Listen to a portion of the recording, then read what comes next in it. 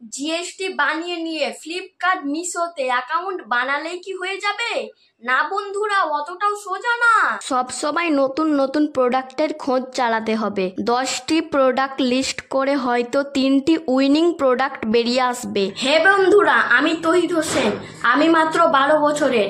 তোমরা জানো আমি 1 বছরে 1 কোটি টাকার ব্যবসা করব এবং তোমাদের সঙ্গে করেও নিয়ে যাব। তাই আমি বেরিয়ে পড়লাম উমরপুর প্লাস্টিক মার্কেট। সেখানে গিয়ে দেখব সঠিক দামে কিছু পাই কিনা। কিন্তু যেতে যেতে বৃষ্টি শুরু হয়ে গেল। তাই আমি এখানে কিছুক্ষণ দাঁড়ালাম। যেতে যেতে তোমরাকে কিছু গুরুত্বপূর্ণ কথা বলি। আমাদের পারফিউম ব্র্যান্ড লঞ্চ হতে আরো কিছুদিন সময় লাগবে, কারণ আমরা প্যাকেজিং এ আটকে আছি।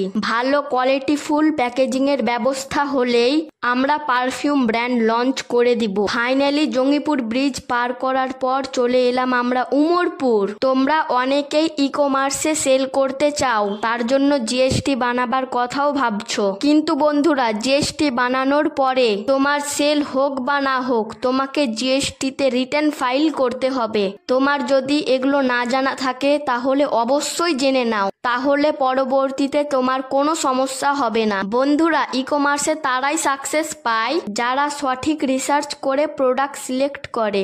আমরা এখানে যা যা দেখলাম সবকিছুর দাম খাতায় নোট করে নিলাম। তো বন্ধুরা, হিসাব কিতাব তো অনেক হলো, এবার বাড়ির দিকে যাই। এক জায়গায় দাঁড়িয়ে আমি একটা চা খেয়ে নিলাম। তো বন্ধুরা, আজকে এই পর্যন্ত। দেখা হচ্ছে পরের ভিডিওতে।